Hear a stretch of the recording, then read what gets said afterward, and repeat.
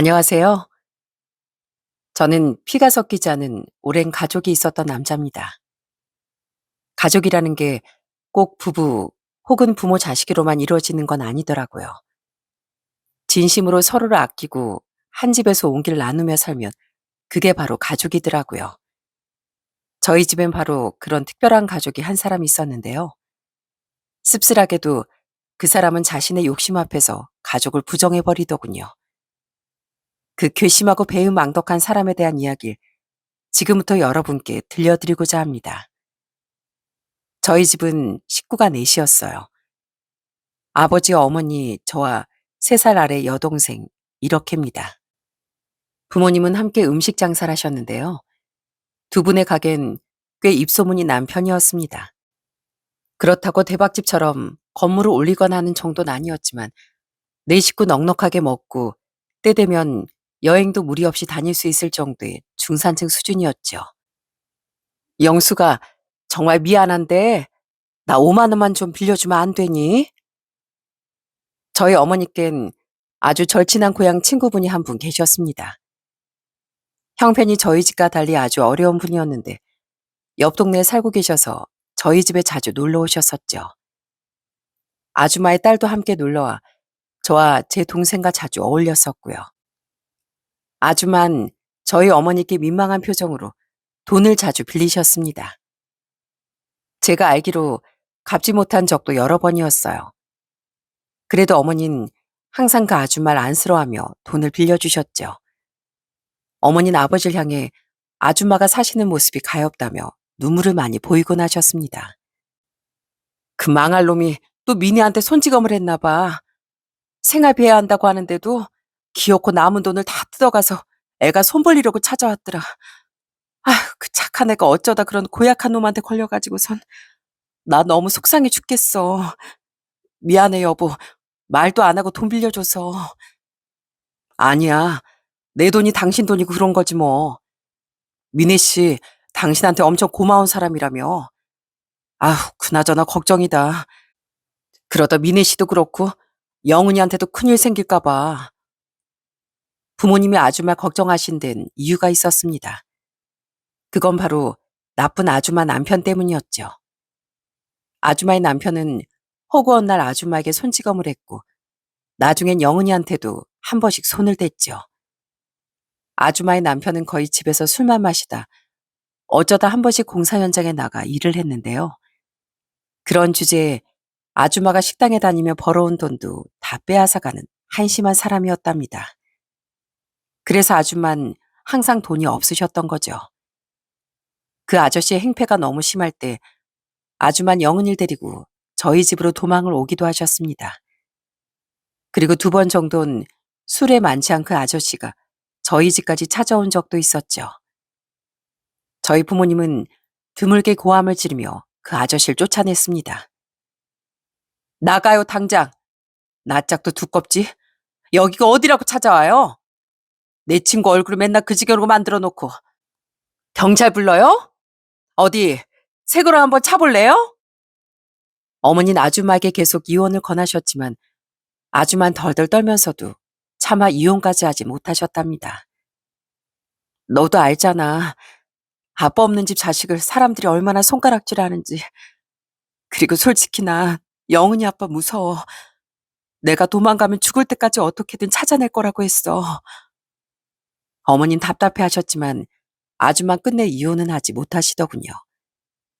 너무 당하고 살아서 자신의 남편이 무섭기도 했고 자식을 아빠 없는 애로 만들기도 두려우셨던 겁니다. 그 시절엔 지금보다 참고 사는 사람들이 많은 시절이었기에 아줌마도 그냥 인내하고 사셨던 거죠. 한 번은 어머니가 아줌마 자신이 얼마나 절친했는지 말씀을 해주시더라고요. 아줌마 오랜만에 막걸리 한 잔을 하신 뒤 눈이 퉁퉁 부으신 채로요. 아들, 엄마가 오랜만에 아줌마랑 한잔하고 속상해서 좀 울었어. 아, 미네 아줌마 정말 착한 사람이었다. 엄마가 어릴 적엔 엄마네도 아줌마네도 찢어지게 가난했거든. 그때 미네 아줌만 먹을 거 하나라도 생기면 나한테 달려와 반으로 나눠주곤 했단다.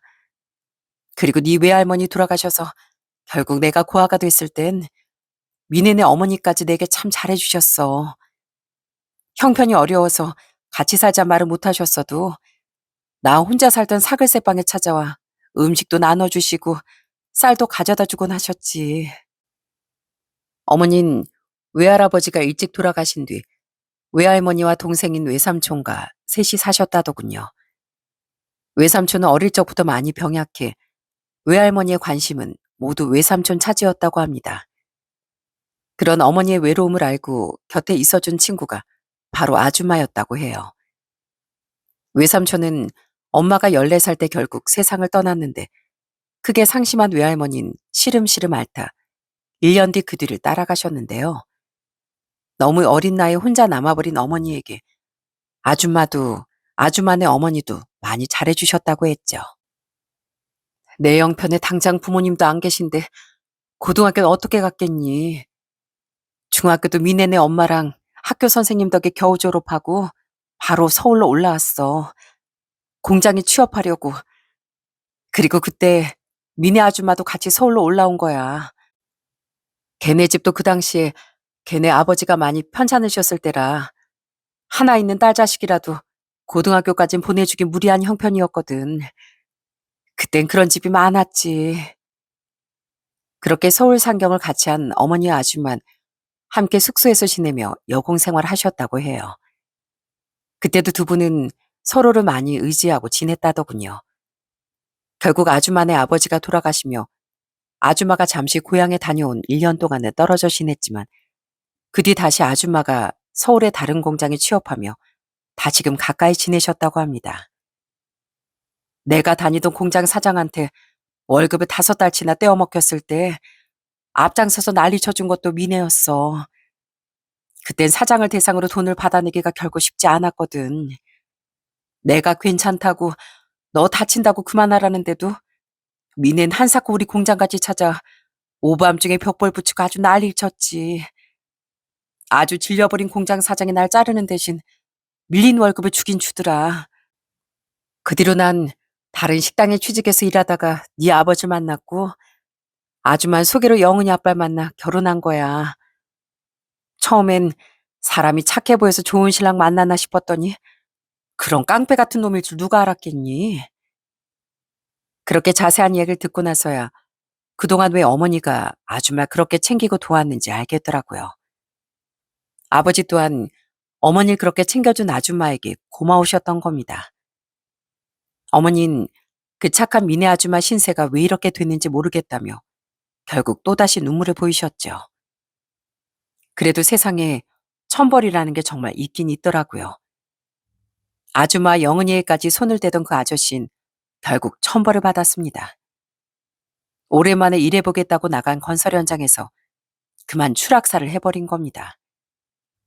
그렇게 아줌마 영은이 앞날이 이제 좀 밝아지는 것 같아 부모님과 저 동생까지 모두 안심을 했었죠.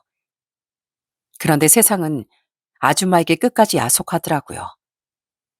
아저씨가 세상을 떠난 지 1년 뒤, 그러니까 제가 고등학교 2학년, 영은이가 중학교 3학년일 때 아줌마 암으로 그만 세상을 떠나셨거든요. 뒤늦게 말기암이 발견된 지 겨우 넉 달 뒤 일이었답니다. 어머니를 따라 문병을 갔을 때 아줌마가 어머니의 손을 붙잡고 남기신 유언이 아직도 기억이 나네요. 영수가 나 가면 우리 영은이 좀 부탁해. 맨날 너한테 기대기만 해서 미안하다. 근데 너 아니면 우리 딸을 부탁할 사람이 없어. 내가 다음 생이 있다면 꼭 너한테 은혜 갚을 거야. 어머니는 아줌마의 부탁을 끝내 거절하지 않으셨습니다. 그렇게 아줌마는 고생만 하다 하늘로 떠나셨어요. 그리고 어머니는 아버지와 진지한 상의 끝에 영은이를 정말 집으로 데려오셨습니다. 아직 슬픔에서 벗어나지도 못한 영은이는 처음엔 눈치를 많이 보더라고요. 어린애도 아니고 한창 사춘기인 나이였으니 자신이 군식구라는 생각에 더 그랬던 것 같습니다. 자주 놀러 오던 것과 아예 사는 건 또 다른 문제였으니까요. 부모님은 아버지의 작은 서재였던 방을 치우고 영은이의 방을 꾸며주셨는데 영은이는 그런 자기 방에 들어가는 것조차 어려워하더라고요. 그런 영은이를 위해 가족들은 많이 노력했습니다. 자, 오늘부터 우리 집 규칙이야. 앞으로 밥 먹을 때 자기 몫의 반찬은 남김없이 먹는 거다. 영은이도 알겠지? 이걸 다요? 너무 많은데. 안 돼. 다 먹어야 돼. 너 맨날 반찬 깨작깨작 먹잖아. 아줌만 절대 그 꼴 못 봐. 우리 집에 왔으면 다 내 자식인데 어떻게 내 자식 말라가는 꼴을 보겠니? 그냥 놀러 왔을 땐 안 그러던 애가 아줌마도 안 계시고 자신이 짐이라고 생각을 하니 비싼 반찬이라고 생각하면 먹기 눈치 보였나 보더라고요. 영은인 식탁 한가운데 놓인 고기 반찬이나 돈가스 이런 것엔 손도 안 댔거든요. 그래서 어머닌 아예 맛있는 반찬은 개인 접시에 따로따로 놔주셨습니다. 설거지가 늘더라도 그렇게라도 영은이를 챙기려고 하셨던 거죠. 영은인 힘들게 살았던 만큼 옷도 신발도 정말 없었습니다. 그래서 제 동생을 참 부럽게 바라봤었는데요. 동생도 그걸 알고 먼저 이 옷 저 옷 영은이에게 먼저 빌려주려고 했었어요. 나이 차이가 한 살이 나긴 했지만 둘 다 체격은 비슷했거든요. 하지만 영은이는 염치가 없다며 거절했는데 어느 날 아버진 가족 모두를 복합 쇼핑몰에 데려가셨습니다. 그리고 영은이에게 옷이고 신발이고 잔뜩 사주셨죠. 그 이후 분기별로 한 번씩 복합 쇼핑몰에 가서 옷을 쇼핑하는 건 저희 집의 문화가 되어버렸네요. 영은이가 하도 부담스럽고 죄송해하니 부모님이 아예 쇼핑하는 날을 만들어버리셨거든요. 저와 동생 또한 영은이가 집을 편하게 여길 수 있도록 많이 노력을 했습니다. 그런 저희 가족의 배려로 영은이는 점점 저희 집에 적응할 수 있었죠. 그리고 그런 영은이는 공부를 정말 잘했어요. 뭐, 전교 17등? 이야, 우리 영은이 정말 대단한데. 여보, 미네가 항상 자랑했잖아. 영은이 학원도 안 다니는데 매번 전교 20등 안에 든다고. 보통 똑똑한 애가 아니라니까. 영은아, 넌 꿈이 뭐야? 아줌마한테 말해줄 수 있어? 형편 때문에 학원도 못 다니던 애가 항상 전교 20등 안에 들 정도면 정말 엄청난 거 아니겠습니까? 그땐 이미 웬만한 애들은 다 사교육을 받고 있던 시절이었거든요. 솔직히 저도 제가 다니던 남고에서 전교 1, 2등을 다툴 만큼 공부를 잘했고 동생도 성적이 꽤 상위권이었는데 우리 모두 학원에 다니고 있었죠. 부모님은 의사가 꿈이라던 영은이의 장래가 너무 기대된다며 비싼 학원도 보내주셨답니다. 그랬더니 영은이는 고등학교 들어가선 금세 전교 1, 2등을 다투게 되더라고요. 그런 영은이에겐 진짜 가족이 딱 한 사람 남아 있었는데요. 그건 바로 고향에서 살고 계시던 영은이의 외할머니였답니다. 하지만 형편이 너무 좋지 않아 소녀를 맡아주지 못하신 거죠. 할머니께서 매번 고맙고 미안하다며 저희 집에 한 번씩 나물이나 마른 반찬 같은 걸 가져다 주셨답니다. 우리 손녀 좀 잘 부탁한다, 영수가. 우석이 아버지, 이 늙은이가 항상 염치가 없습니다. 정말 감사드려요. 할머니는 저와 동생에게도 가끔 꼬깃꼬깃한 쌈짓돈을 꺼내 손에 쥐어주셨답니다. 읍내 시장에 나가 나무를 팔며 힘들게 버신 돈인 걸 알기에 받기조차 죄송했지만 어머닌 그냥 받으라고 눈짓하셨죠. 어른의 자존심은 지켜드려야 하는 거라면서요. 어머닌 그런 할머니께도 정말 잘하셨습니다. 자신이 돌아가신 아줌마 대신이라면서요. 우서가, 소연아, 엄마랑 아빠 이번 주에 영은이나 할머니 뵙고 올 건데 너희도 같이 갈래? 다음 주가 할머니 생신이어서. 부모님은 외로우실 할머니를 위해 꼭 생신을 챙기셨답니다. 영인 혼자 가도 된다고 했지만 한 번도 빠지지 않고 선물을 사서 할머니 댁으로 내려가셨죠. 저와 동생도 저희 집에 오실 때면 항상 잘해주셨던 할머니가 좋아 자주 같이 찾아뵀었어요. 생신뿐 아니라 명절도 마찬가지였고요. 꼭 당일은 아니더라도 우린 항상 명절도 빠지지 않고 할머니를 찾아갔습니다. 고맙다. 이제 영은이도 너희가 데려갔겠다. 명절엔 영락없이 혼자일 줄 알았구만. 이젠 항상 쓸쓸할 일만 남을 줄 알았다던 할머니의 눈물에 저희 가족 모두 눈시울을 붉혔습니다. 그렇게 어머니도 대단하지만 아버지도 정말 대단하시다고 생각했어요. 아주만 엄마의 친구지 사실 아버지와 남남이나 마찬가지인데 영은이를 그렇게 거두고 영은이네 할머니까지 다 챙기셨으니까요. 시간이 흘러 영은이는 정말 꿈에 그리던 의대에 합격했는데요. 어머니는 제가 명문대 합격했을 때보다 더 감격을 하며 눈물까지 흘리시더군요. 미네가 정말 좋아하겠구나. 네 엄마가 하늘에서 덩실덩실 춤이라도 추고 있겠어. 정말 고생 많았다, 영은아. 감사해요, 아줌마. 이게 다 아줌마 아저씨 덕분이에요.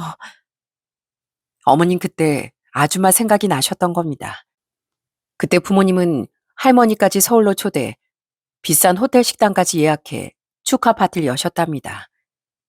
그리고 축하 선물로 저에게 그러셨듯 노트북까지 사주셨죠. 자, 열심히 공부해서 꼭 훌륭한 의사가 되어야 한다, 영은아. 우와, 이렇게 비싼 걸 제가 진짜 받아도 돼요? 감사합니다. 저 공부 진짜 열심히 할게요.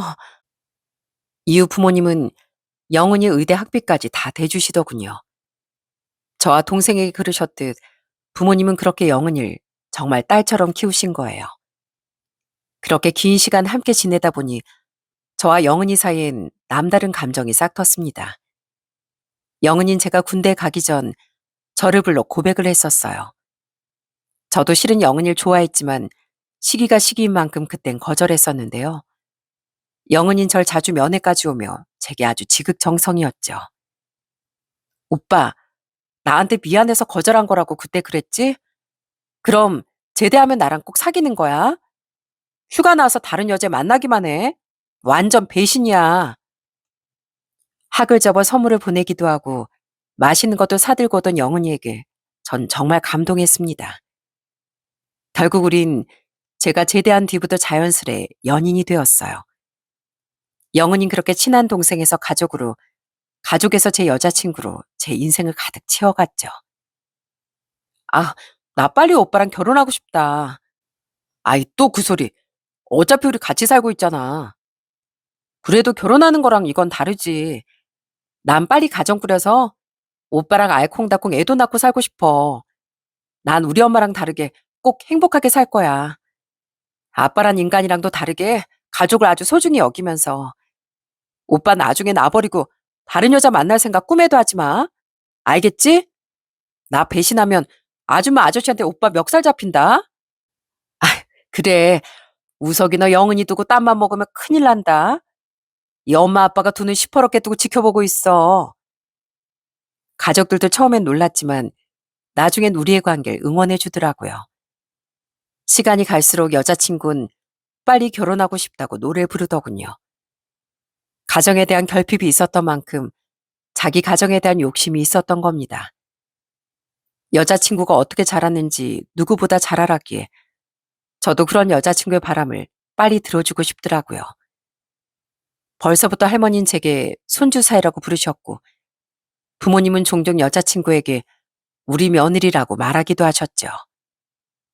그렇게 시간이 흘러 전 대기업에 취업을 했습니다. 그리고 영은이는 의대를 졸업한 뒤 의사국가고시에 합격해 의사가 되었고요. 그리고 곧장 대학병원에서 인턴 과정을 마친 뒤 레지던트로 일하기 시작했죠.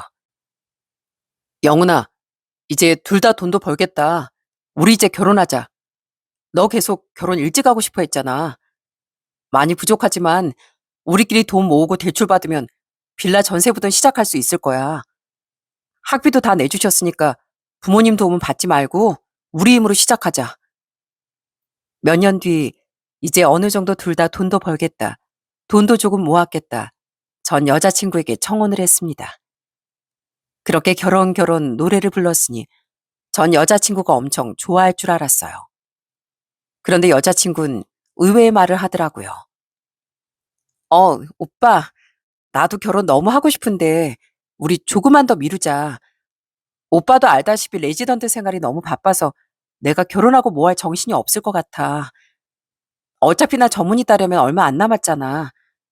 우리 사이 그거 좀 미룬다고 불안할 것도 없으니까 괜찮지? 여자친구 말대로 몇 년을 만나온 사이인데 지금 하면 어떻고 나중에 하면 어떻나 싶더라고요. 그렇게 우린 결혼을 잠시 유예했습니다. 그 뒤 여자친구는 레지던트 과정을 다 마치고 전문의 시험에 합격을 했어요. 그리고 한 병원에 취업도 했죠. 여자친구가 취업을 하던 날 가족들 모두 진심으로 축하했습니다. 그런데 제가 무슨 말을 꺼내기도 전에 여자친구가 먼저 이런 말을 꺼내더라고요. 저기 오빠, 우리 결혼 말인데 내가 나 전문의 따면 하자고 했잖아. 그거 조금만 더 미루자. 새 병원에 나 적응 좀 한 다음에 내가 제대로 자리 잡아야 나중에 더 좋은 병원으로 이직도 하고 나중에 개원도 하지. 기다려줄 수 있지? 대체 언제까지 미루자는 건가 싶었지만 여자친구도 이제 막 새로 취업에 정신 없을 테니 그러자고 했습니다.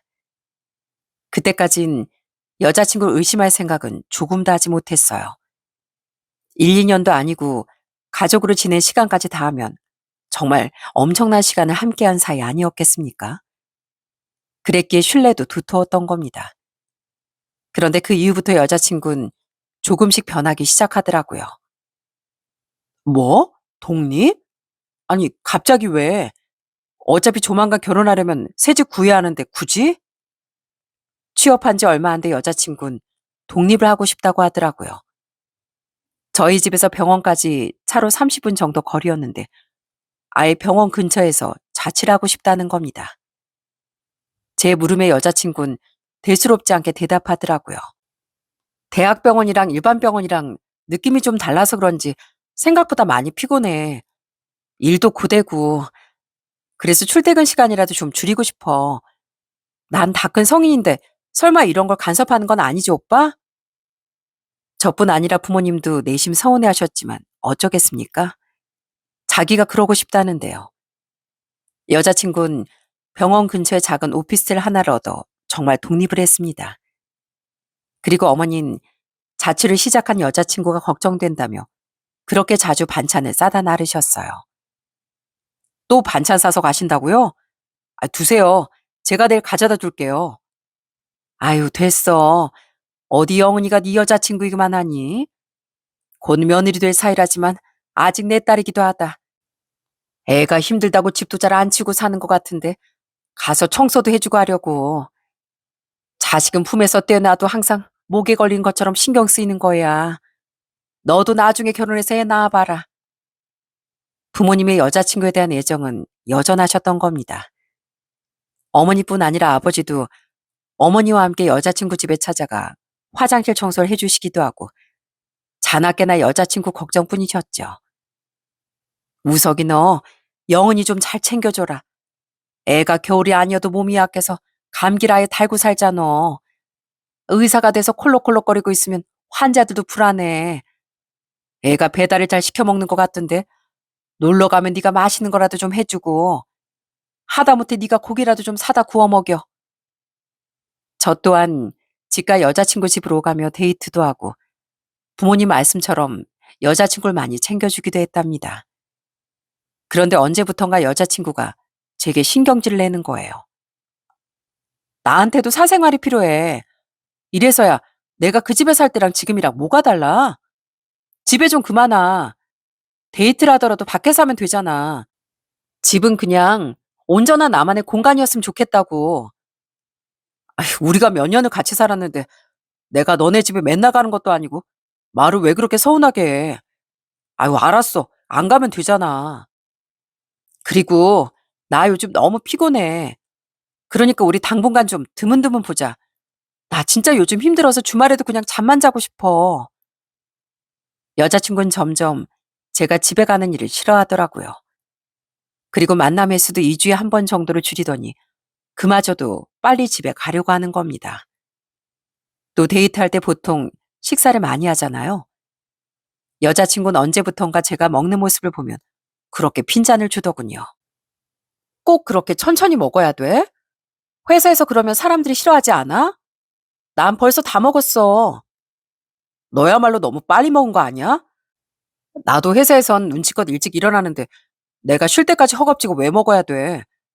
그렇다고 내가 엄청 느리게 먹은 것도 아니고 여기 들어온 지 우리 30분밖에 안 됐어. 왜 사람 먹는 거 가지고 자꾸 타박이야? 아이, 몰라. 그냥 빨리 먹고 집에 가서 좀 쉬고 싶어. 나 피곤해. 제가 먹는 모습을 평생 봐온 사람이 그러니 굉장히 서운하더군요.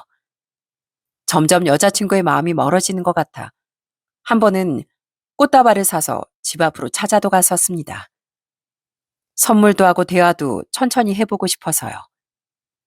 그런데 여자친구는 집 앞이란 제 전화에 온갖 짜증을 다 내는 거 있죠? 아이, 왜 말도 없이 와? 사람 잘 쉬고 있는데 최소한 가도 되냐고 물어는 보고 와야지. 어찌저찌 꽃다발을 주긴 했지만 여자친구는 계속 인상을 쓰고 있더라고요. 결국 저도 서운하고 화가 나 꽃만 주고 도로 와버렸죠. 그리고 여자친구는 저에게뿐 아니라 저희 부모님에 대한 태도도 변해버렸습니다. 아휴, 영은이가 요즘 많이 힘들긴 한가 보다. 왜요? 아까 반찬 좀 가져다 준다고 했더니 오지 말라고 어찌나 그러는지. 자기 요새 집에서 반찬 잘해 먹는데 요리에 취미 붙였대. 그리고 어차피 집에서 먹어봤자 한 끼라 반찬이 있어도 잘 안 먹는다고 해오지 말라고 하더라. 저번에도 계속 바쁘다고 오지 말라고 하더니 반찬 먹기 싫어서 그랬던 건지 애 얼굴 못 본 지가 벌써 석 달이다. 여자친구는 부모님이 집에 가는 것도 극구 마다했답니다. 원래는 부모님과 수다 떠는 것도 그렇게 좋아하던 사람이 집에 잘 놀러 오지도 않고 안부 전화도 없더라고요. 어쩌다 부모님이 보고 싶다며 전화를 걸어도 바쁘다 피곤하다며 그냥 끊기 일쑤였고요. 또 어버이날마다 꼬박꼬박 부모님께 선물 드리고 카네이션 사다 드리고 했던 사람이 돌아온 어버이날엔 연락도 없더라고요. 그리고 어머니가 전화를 걸었더니 여자친구는 심드렁하게 단답을 하곤 전화를 끊어버렸습니다. 아, 죄송해요. 바빠서 깜빡했네요. 다음에 놀러 갈게요, 아줌마. 저 말고 오빠랑 소연이 있으니까 괜찮으시죠? 할머니한테 따로 제가 전화 드릴게요. 그 뒤 여자친구가 다음에 놀러 왔냐고요? 아니요. 다음은커녕 연락도 없더라고요. 에휴, 바쁜가 보지 뭐. 내버려 둬라. 내보낸 자식한테 와라 와라 하는 것도 못난 짓이라고 그러더라.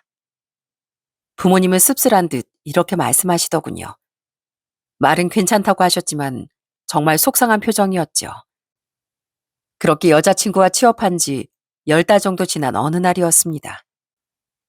얘 우서가, 너 빨리 병원으로 좀 와라. 네 엄마 쓰러져서 응급실에 실려왔다. 뭐라고요? 아니 어쩌다가요? 그래서 지금은 괜찮으신 거예요? 그날 전 아버지께 어머니가 쓰러지셨다는 연락을 받았어요.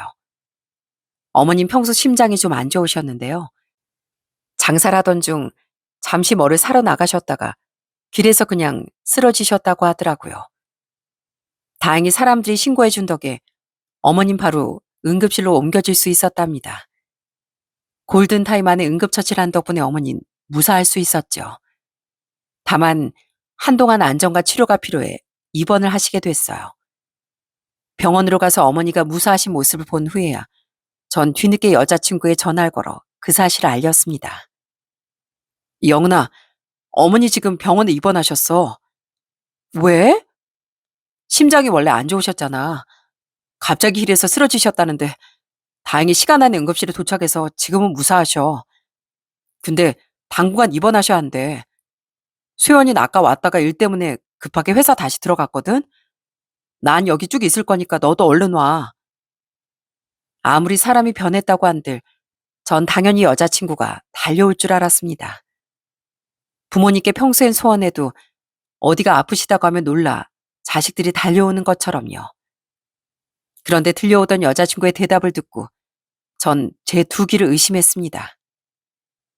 아니, 아줌마가 쓰러졌는데 왜 날 왜 찾아? 내가 친자식도 아닌데 다들 나 진짜 자식이라고 착각하고 있는 거 아니야? 오빠랑 소연이 갔으면 됐지. 난 생판 남이잖아. 내가 거길 왜 가? 나 바쁘니까 끊어. 여자친구는 저희 어머니를 무슨 생판 남인 양 얘기하는 겁니다. 순간 너무 놀라 잠시 말이 안 나오더라고요. 전 겨우 정신을 가다듬고 기가 막힌 듯 말했어요. 뭐? 야, 전영은 너무 잘못 먹었냐? 그래, 네가 우리 부모님 친자식은 아니지. 근데 널 친자식인 우리보다 더 아끼면서 키워주신 게 바로 우리 부모님이고 어머니야. 근데 생판 남이라니. 너 무슨 말이 그래? 그래, 그동안 감사하게도 그러셨지. 근데 막말로 우리 엄마랑 할머니가 원래 아줌마한테 엄청 잘해주셨다며. 그래서 그거 갚는다고 나한테 잘해주신 거잖아. 그럼 됐지. 왜 오빠가 생색을 내? 기가 막혀 정말. 우리 가족 아니냐? 어떻게 넌 그걸 생색이라고 할 수가 있어? 막말로 가족은 아니지. 심지어 난 지금 따로 살고 있는데. 그리고 우리가 아직 결혼한 것도 아닌데 웬 가족? 그래, 나 그냥 그동안 계속 하고 싶었던 말 좀 할게, 오빠. 무슨 말? 우리 지금 거의 10년을 만났지? 우리 이제 그만 만나자. 오빠도 눈치챘을걸? 나 솔직히 오빠 질렸어. 만나도 너무 오래 만났고, 오빠 솔직히 너무 재미없는 성격이야. 나 아직 젊고 미래도 창창한데, 연애도 더 해보고 자유롭게 살다가 결혼 같은 건 나중에 하고 싶어. 그런데 여자친구는 그런 제게 오히려 이별 통보까지 하지 않겠어요?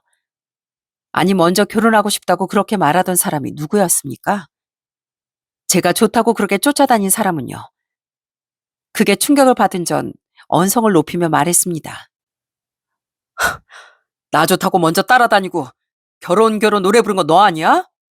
너 이러려고 처음부터 나한테 결혼 미루자고 했냐? 어? 솔직히 아니라고 못하겠어. 솔직히 나 정도면 오빠보다 집안 좋고 더 잘난 남자도 충분히 만날 수 있다는 생각이 점점 들더라고. 근데 그냥 헤어지자니 가족들이랑 멀어지는 게 좀 겁나서 우선 결혼만 미루자고 했던 거야. 저문이 딴 뒤에도.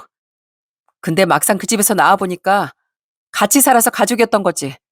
아저씨 아줌마도 소연이도 그냥 남이나 마찬가지더라. 안 보고 살만하던데. 어차피 나한테 할머니가 있으니까. 그래서 나 더 오빠랑도 헤어질 수 있겠다고 마음먹은 거야. 내가 이만큼 말했으면 알아듣겠지? 그럼 난 헤어진 걸로 알고 끊는다. 여자친구의 대답은 제게 엄청난 충격을 안겨주었습니다. 제가 질려서 헤어지자고 한 말도 너무 상처였는데요. 더 배신감이 들었던 건 자신을 그렇게 진심으로 대해준 저희 가족을 쉽게 버려버리는 듯한 말이었죠. 저희 부모님이 그동안 어떻게 했는데 사람이 어떻게 그럴 수 있는 건가 싶더라고요. 그리고 제게 두 번째 충격을 안겨준 건 전화를 끊기 전 들린 웬 남자의 웃음소리였답니다. 뭐야, 너 옆에 누구 있어? 여보세요? 여보세요? 뒤늦게 여자친구를 불렀지만 이미 전화를 끊은 뒤였어요. 다시 전화를 걸어도 받지도 않았고요. 그러니까 그 여잔 다른 남자 함께 있었던 것 같더라고요. 너무 화가 나 바로 그 여자 집에 달려가고 싶었습니다. 하지만 당장은 어머니 곁을 지키는 게 우선이었죠. 그렇게 전 어질어질한 마음을 애써 다잡으며 우선 어머니 곁을 지켰습니다. 그 다음 전 여자친구 집에 무작정 찾아가거나 하진 않았어요. 아무것도 모른 채 들이받아봤자 얻을 것도 없고 저만 바보 될 것 같더라고요. 그래서 전 요즘 돈만 주면 뭐든 알아내준다는 뒷조사 업체를 찾아 여자친구의 뒷조사를 의뢰했습니다. 뭐야, 벌써 결과가 나왔어요? 알아내기 어려울 것도 없었어요. 3일 내리 그 남자랑 같이 오피스텔에 들락날락 하던데요. 결과 받기까지 오래 걸리지도 않았네요. 딱 나흘 걸리더라고요. 전 업체 직원이 건넨 사진들을 보며 손을 부들부들 떨었습니다.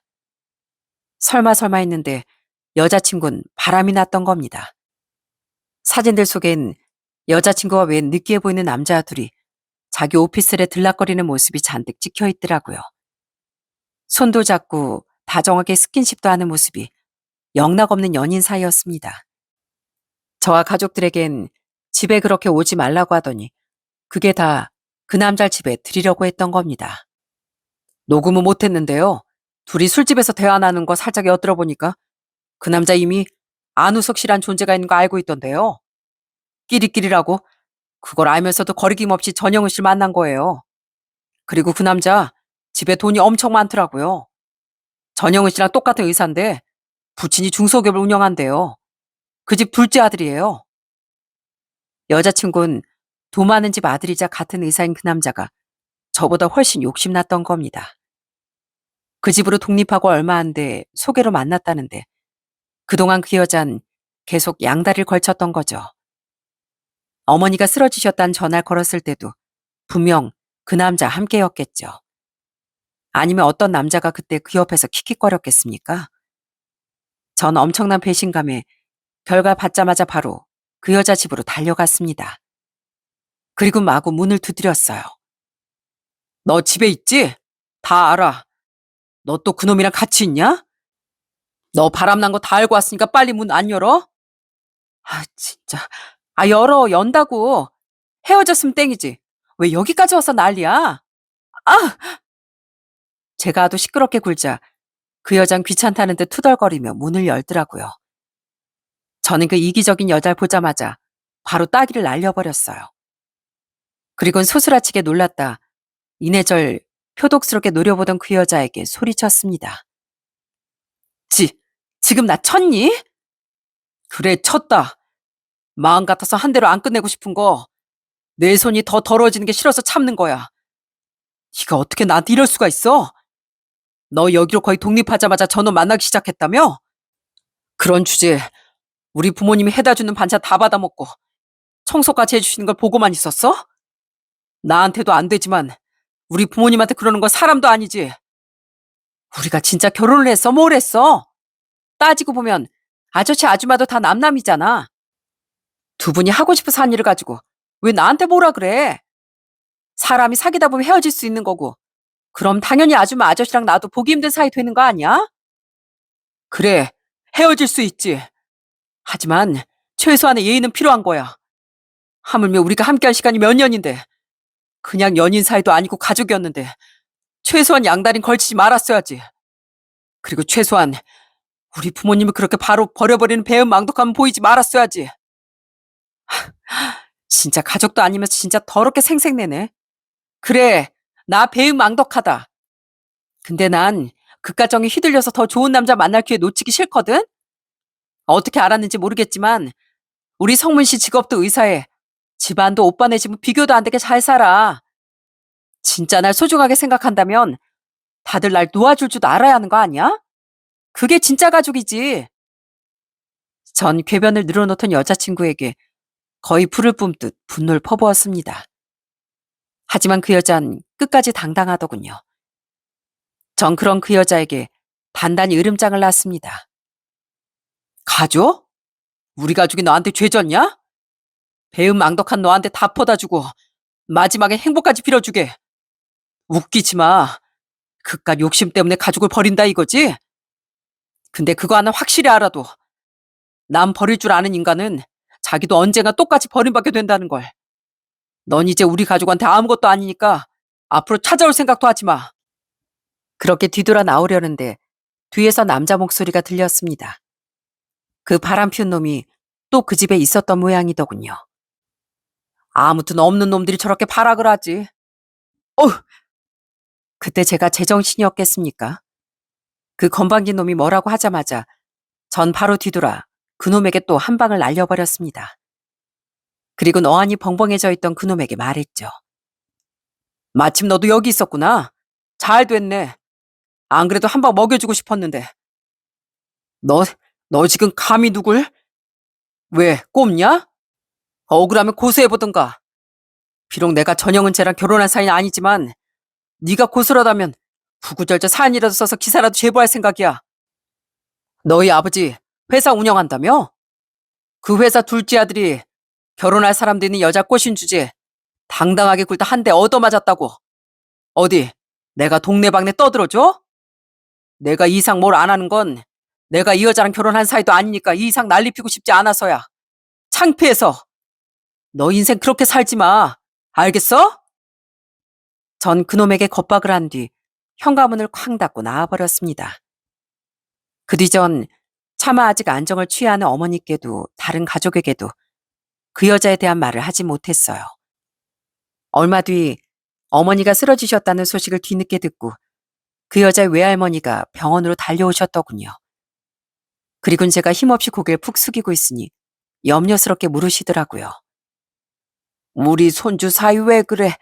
무슨 일이 있어? 그게요, 할머니. 어떻게 영은이개가 그럴 수가 있어요? 전 그런 할머니께 모든 이야기를 솔직하게 털어놨습니다. 할머니는 경악을 하며 펄쩍 뛰시더라고요. 뭐? 아니, 그런 일이 있었단 말이야. 아니, 그 나쁜 기집애가 내 이걸 당장. 그때 할머니가 어떻게 했는지 아시나요? 할머니는 두 팔을 걷어붙이더니 바로 소녀가 일하는 병원으로 달려가셨습니다.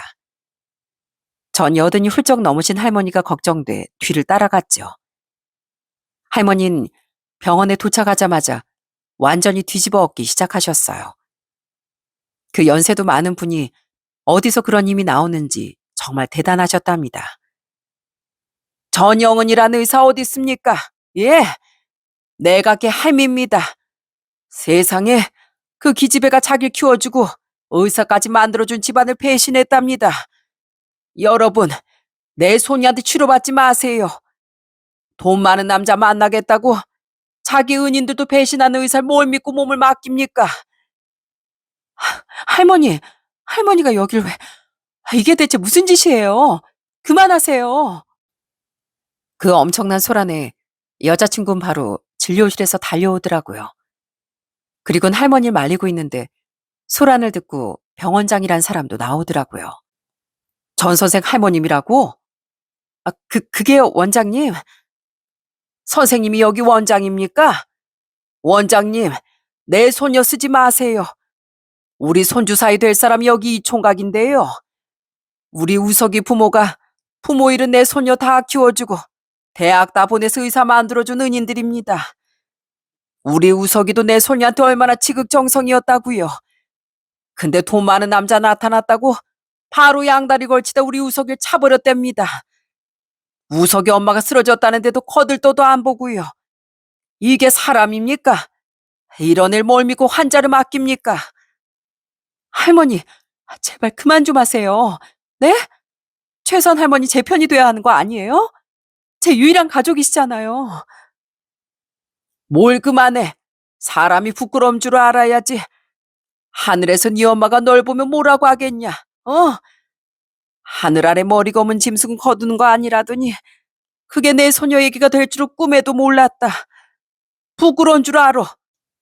평생 고개도 못 들고 살 짓을 해놓곤 어디서 편 같은 소리를 해. 오빠, 지금 나한테 이렇게 복수하는 거야? 할머니 여기까지 끌고 오면 어떡하자고.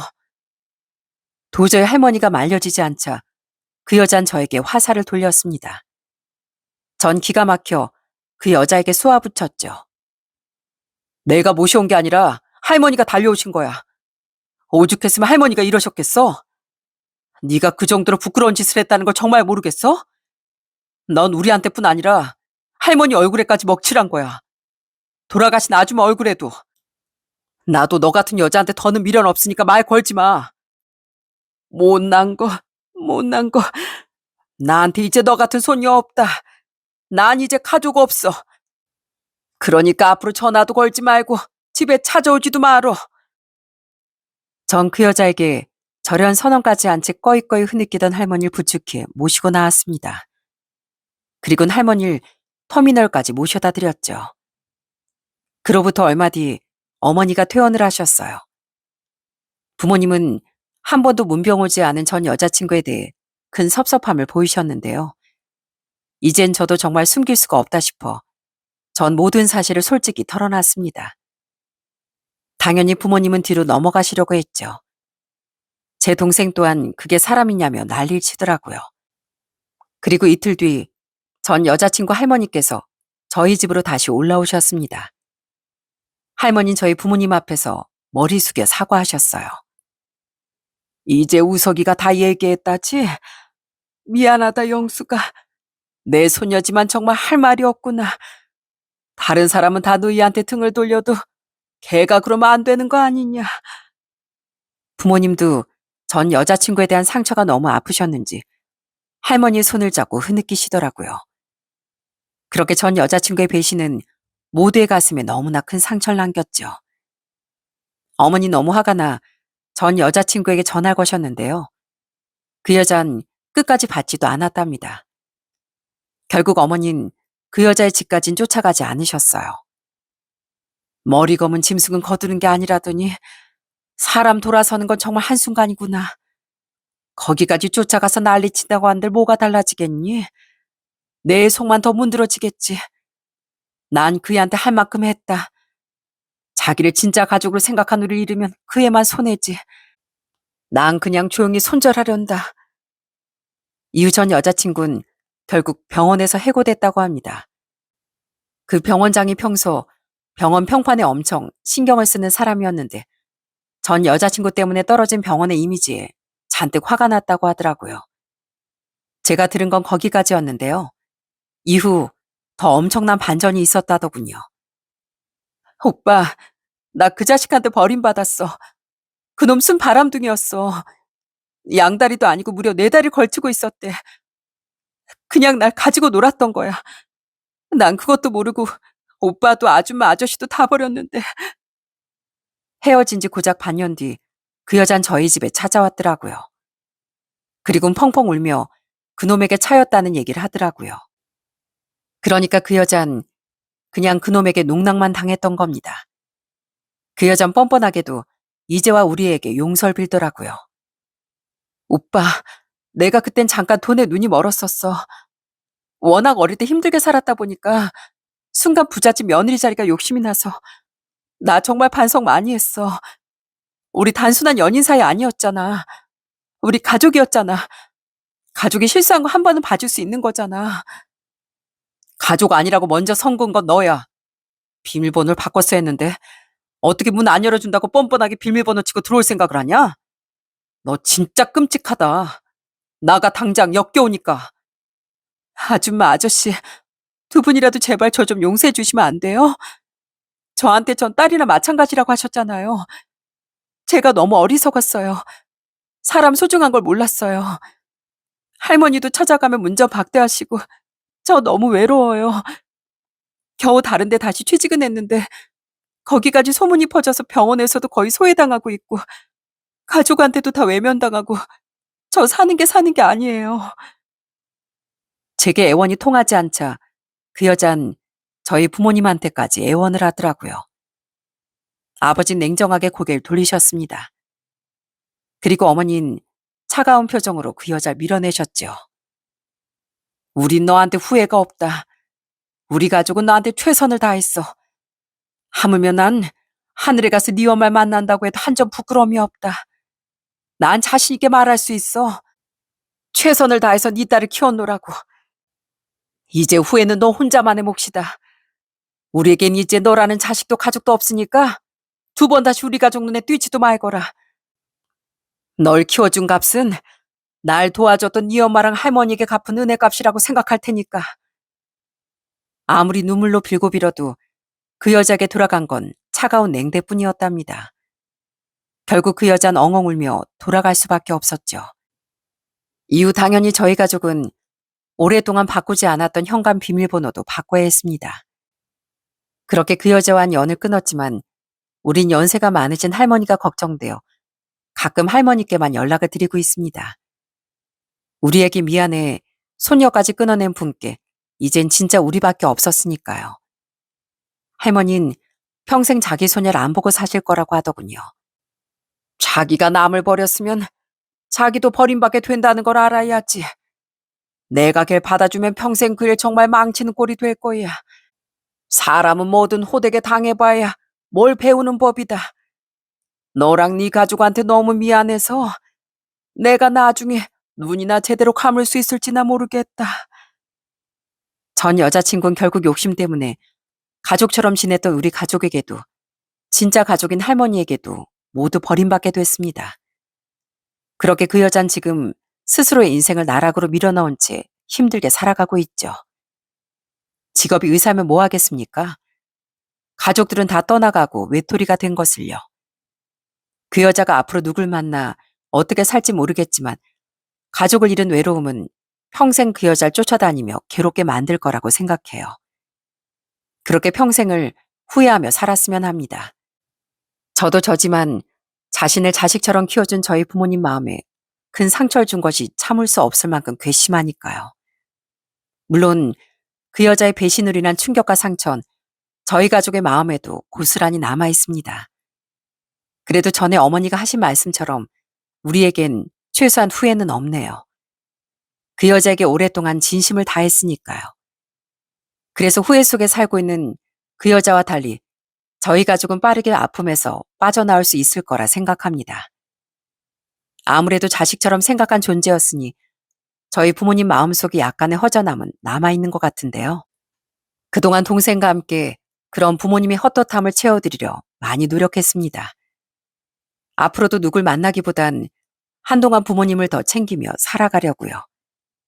그러다 보면 제 안의 아픔도 많이 희미해질 거라 믿으면서요. 검은 머리 짐승은 거두는 게 아니다 이런 말은 정말 슬픈 속담인 것 같습니다. 은혜를 모르는 이에게 함부로 베풀지 말라는 뜻이지만 그런 사람을 애당초 알아보기가 쉽겠나요? 부디 어떤 사람이든 간에 진심 어린 호의를 받았으면 최소한 배은 망덕으로 갚지 말았으면 좋겠습니다. 그게 최소한의 사람된 도리니까요. 호의를 원수로 갚으면 반드시 화가 따른다는데 쓸데없이 자신의 인생에 화를 자초하는 일은 제발 없었으면 합니다. 그럼 전 이만 여기서 사연을 마쳐보겠습니다. 끝까지 들어주셔서 정말 감사합니다.